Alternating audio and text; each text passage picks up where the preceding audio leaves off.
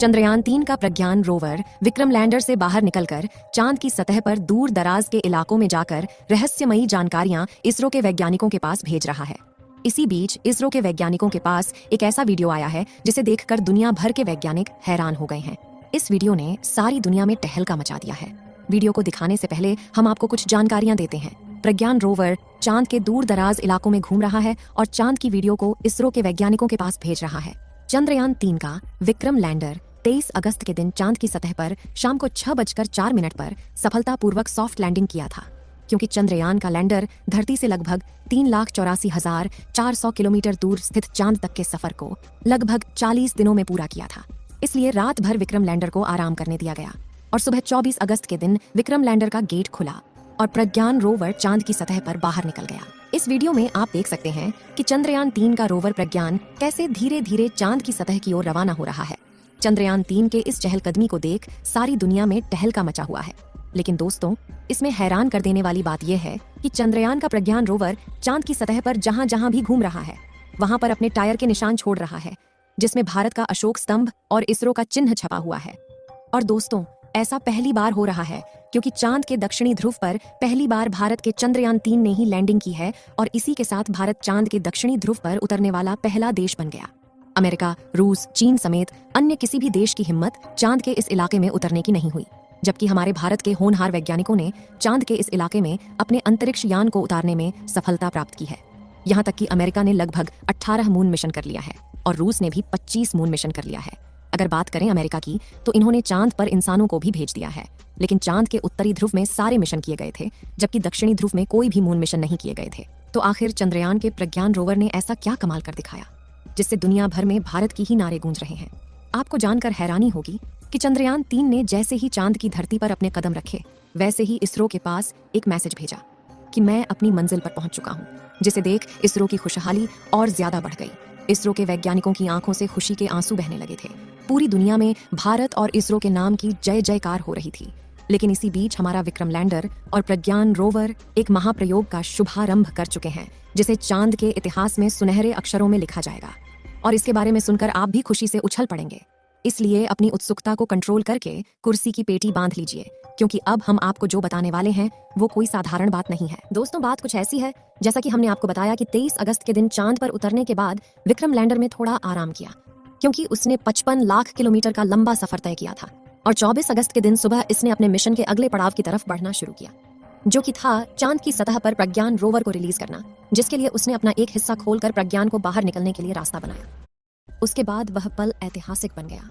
दोस्तों, चंद्रयान-3 के रोवर ने जैसे ही विक्रम से बाहर निकलकर चांद की सतह पर चलना शुरू किया, वैसे ही इसने चंदा मामा पर भारत की अमिट छाप छोड़ दी, क्योंकि इसरो ने प्रज्ञान रोवर के पहियों पर इसरो का लोगो और भारत का राष्ट्रीय प्रतीक अशोक चिन्ह को बनाया था, जिस वजह से यह चांद पर सफर करते हुए आगे बढ़ रहा है।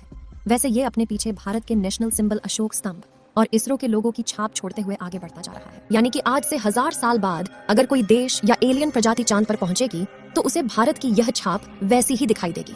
लेकिन अब आपके मन में सवाल जरूर आ रहा होगा कि चांद की मिट्टी पर बने निशान कई सालों तक कैसे रह सकते हैं। ऐसा इसलिए क्योंकि चांद पर काफी पतला वातावरण है, इसलिए यहाँ पर धूल मिट्टी नहीं उड़ती। इसी वजह से साल 1969 में जब एस्ट्रोनॉट नील आर्मस्ट्रॉन्ग चांद की सतह पर पहली बार उतरे थे, तब से लेकर आज तक चांद पर उनके पैरों के निशान वैसे के वैसे मौजूद है। और चंदा मामा पर अपनी छाप छोड़ने के लिए भारत तो दुनिया भर की सभी एजेंसियों से सबसे आगे निकल चुका है, क्योंकि प्रज्ञान रोवर चांद के दक्षिणी ध्रुव पर जहां जहां जाएगा वहां वहां इसरो का लोगो और अशोक स्तंभ छापता जाएगा, जिसे खुद चंदा मामा भी नहीं मिटा पाएंगे। आपको बता दें कि चंद्रयान-3 के लॉन्च होने से पहले इसरो ने एक वीडियो जारी किया था, जिसमें दिखाया गया था कि प्रज्ञान रोवर जैसे जैसे आगे बढ़ता है वह पीछे अशोक चक्र और इसरो के लोगों का निशान छोड़ता जाता है। और अब वैसे ही अपने सफर की शुरुआत करके प्रज्ञान रोवर ने चांद की खाली जमीन पर भारत की कामयाबी का कारनामा करना शुरू कर दिया। तो जैसे कि आप जानते हैं कि चंद्रयान-3 का मिशन अगले 14 दिनों तक चलने वाला है। ऐसे में 14 दिनों में प्रज्ञान रोवर अपनी लैंडिंग साइट और आसपास के इलाकों में काफी लंबा सफर तय करने वाला है। तो जरा सोचिए कि मिशन पूरा होने तक चांद के इस इलाके में अशोक स्तंभ और इसरो के लोगों की कितनी हजारों फील्ड में बन जाएंगे।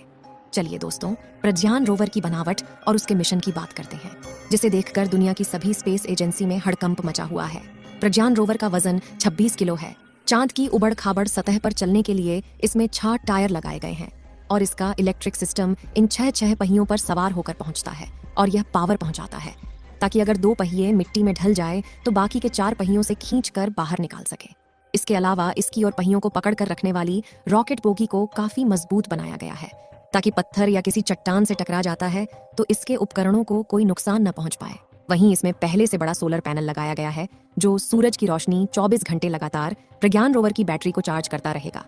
अब आप सोच रहे होंगे कि धूप तो 10 से 12 घंटे तक होती है तो फिर 24 घंटे की चार्जिंग कैसे होगी। तो आपको बता दें कि चांद पर एक दिन पृथ्वी के 28 से 29 दिनों के बराबर होता है, यानी कि चांद पर 14 दिन की सुबह और 14 दिन की रात रहती है, यानी 14 दिनों तक लगातार आसमान में सूरज खिला रहता है।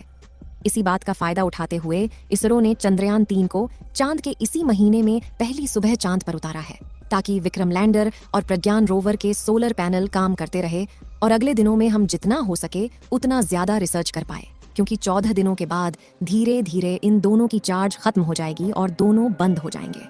आपको जानकारी के लिए बता दें कि चंद्रयान 3 ने ऐसी कोई फोटो या वीडियो नहीं भेजी है जिसमें एलियन के मौजूद होने का सबूत मिल रहा हो। दोस्तों, आपको क्या लगता है चंद्रयान 3 चांद पर पानी की तलाश कर पाएगा या नहीं? अपनी राय कमेंट में जरूर बताएं। इस वीडियो को एक लाइक जरूर करें और अपने मित्रों तक इस वीडियो को शेयर करें ताकि उन्हें भी जानकारी मिल सके। और भी नॉलेजेबल वीडियो के लिए अपने भरोसेमंद चैनल को सब्सक्राइब जरूर करें और बेल आइकन को ऑल पर सिलेक्ट करना बिल्कुल ना भूलें।